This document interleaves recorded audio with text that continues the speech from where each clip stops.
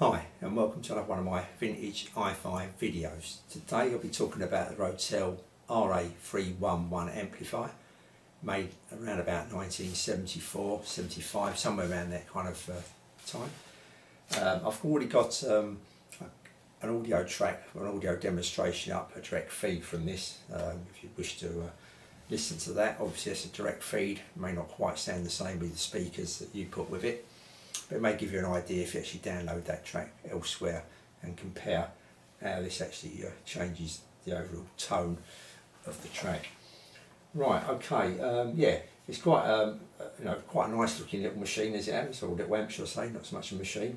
Only trouble I've got with this one, I'll just point this out straight away, is that there's some side panels there, they're black, and I managed to lose one. I think it's been slung, well it has been slung away because it definitely ain't here. So I put a bit of tape on it, obviously not ideal, but I think you could probably get a lolly stick down there, glued to it, paint it black, that'd probably make it look a little bit better. But I just haven't got the time with everything else going on. Other than that, it's got a few little nicks here and there on the front. And this back plate is a back plate here, like the air vent. It's just kind of gone down in one corner, and all that needs is re-gluing and push back up, but it's a bit marked anyway, so it's the kind of thing that I could quite easy, or someone could quite easily take off, re-spray or paint or whatever and put it back on. So that's the amp there. Like I say, made around about 1974 by Rotel. 20 watts a channel this amp is. I'll give you a quick measurement because I know some of you like knowing the measurements. It's about 13 3/4 inches long, depth about 9 1/4, and the height is about 4 1/2. So that's the measurements there.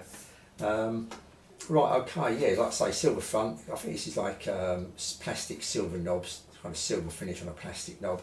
There's no clicking or nothing, just a basic standard sweep of the knob.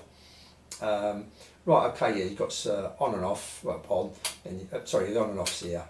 Then you've got it's off, so you've got headphones. Then you've got speakers 1 and 2 combined, and you've also got a 4-speaker, like a matrix kind of thing. It kind of like tones the sound down, makes it feel a bit more back, if you know what I mean. So it gives a bit more space, I suppose. Just puts it, rather than up front, pushes it back a little bit. I don't know what the idea of that was. Some kind of surround thing, I suppose, something like that. Let's have a look at the back anyway. Let's spin it round. Probably not the best way. I should have went the other way. So you've got your normal inputs. One thing about this, you've got 2 phono inputs. You've got a normal moving magnet, and you've got a ceramic input on the phono. It's controlled on the front by just normal phono input, so it does both when you click it over to phono. So it's either one you use. You tune your auxiliary and your tape monitors there. You've got your speakers, which is speaker these. Let's have a look. This is speaker set 1 here. So you've got left at the top, right at the bottom. Speaker set 2, left at the top, right at the bottom. There's your fuses there for your speakers, as well as your normal mains fuse. So there you go. So yeah, it's quite well built. You know, it's got a wood veneer kind of thing on top. It's quite solid. Even this small size, it's quite heavy. It's about 6 kilos. Obviously, mostly taken up by the transformer. These old amps, and you know, probably some of the new ones, the bigger wattage ones, they've got proper transformers in them, not like these switch mode power supplies. So these are like real gutsy like transformers.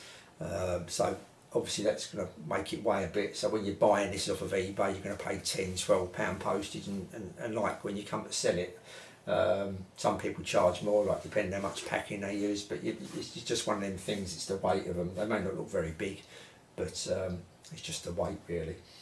Right, okay then, so yeah, I'm lucky enough I've still got the Morgan shorts here, and I'll put a set of Wolf Dolls. Tried it out with that.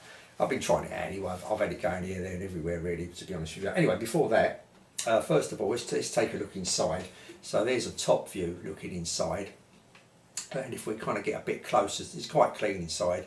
The trouble with these vent ones, they will get dusty, you know, the dust is going to creep in there one way or the other. Not this is underneath a unit or something, but you want a bit of airflow anyway, but dust will get in them.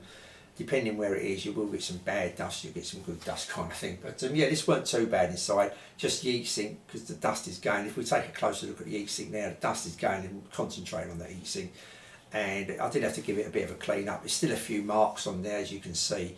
I have tried to get them off, but you can't get them off, and I wouldn't want to go any further because they're near the transistors, so you wouldn't want to go too far and start moving the transistors about. But yeah, that's going to make no difference. It's just a bit little bit untidy there inside, but other than that, it's fine. It's no problem. Don't forget, it's coming up to 50 years old, so you're going to expect this. You know, not as you're going to buy that brand new one. You know, if someone's kept in the box, they're all going to have, you know, bits and pieces like that on them anyway. How did I find this? Well, yeah, it's got quite a punchy bass, to be honest with you. Depending what speakers, the bass is quite punchy, and with the Wolfdales, they're a bit of a bassy speaker. I had to turn the bass down a notch, maybe two, but probably a notch, just to get, you know, the bass toned down a bit. It was all right with the little Malden Schultz. You probably could have turned it up one, but yeah, the bass is it's more controlled than the RX 150 amp that I had, that little receiver I had. That was a bit waffled kind of bass on that, but it's still, you know, pretty good for what it was. This is a bit more controlled, the bass, I must admit, you know what I mean, more punchy, more control than the bass. Treble was fine, didn't have to adjust that at all. I felt quite comfortable with either set of speakers, even though these are a bit on the bright side, these Wolfdales. I still found it in the middle was okay. You know, you could have toned it down one with a bright pair of speakers, but other than that, that was fine. Vocals come across nice, guitar come across nice. Yeah, all in all, it was quite, you know, for what it is, it's, I should imagine it was bottom of their range at the time. Quite a nice little amp, and like on eBay these days, I think this goes for about £40–50, somewhere around that kind of mark. £40–50, that's $50–60, I suppose. Made in Japan, so yeah, I dare say they are about in America and other places, but yeah, in the UK it's about 50 quid, somewhere around there. Yeah, so for vinyl sounded fine. I tested a few vinyl, that sounded fine as well. Quite a good, you know, vinyl input, and no worries with that, no problems with that at all. So all in all, yeah, not a bad little amp. Yeah, I did like it, but trouble is, like, I mean, like I say, this bit's missing. I will be sticking this on eBay. Trouble is, this bit's missing, so it's going to put a few people off. But other than that, you're getting a good amp. You know, if it's just for a few marks here and there and whatever, it's still a good amp. Yeah, I can't keep everything. I mean, I can't even shut the door now. I've got so many bits and pieces here. I'm gradually selling off one or few bits, and some bits I said I may keep, I'm probably going to get rid of. I'm really going to have to kind of tighten it down a bit, because I've got bits coming in all the time nearly now. I've got an item coming in every other day at least. It's just finding the space for it, and I want to try and get these videos up there as well. So once I've done the video, I'm aiming higher end anyway. I'm aiming like higher receivers, higher amplifiers, work my way up. I think, notice this ain't really good. I'm probably going to get rid of it, like you and me. Notice I think, oh, this is a good one, I should keep this. I could store it away somewhere or something. But yeah, so unfortunately, I wish I could, really do wish. I mean, I won't get rid of anything, to be honest with you. I would not get rid of anything, because if it's, you know, notice it's absolute rubbish, then I'll tell you if it's rubbish, and I'll get rid of it. And most of the rubbishy stuff I give to people, to be honest with you. Like a few mates or people may know, or if I was advertising it on eBay, I always give a description of how I feel it sounds and whatever. You know, I'll try and be honest as possible, but then again, it's only my hearing. Everyone's hearing's different, of course. But unfortunately, yeah, it's going to go. I've got a few other bits I'm going to do a few videos of to get the videos out of the way and get them off and sold. But anyway, that's the Rotel RA311. Like I say, not a bad little amp. If you see them on eBay, £40–50 thereabouts. Yeah, probably not going to go wrong, I don't think, with this amp. Let's put it that way. Okay, that's it. So I'll say thanks for watching. I'll be doing a video of my headphones next. I've got a nice pair of headphones that you had to build yourself a few years back. Anyway, that's coming up soon. Until then, I'll see you all soon.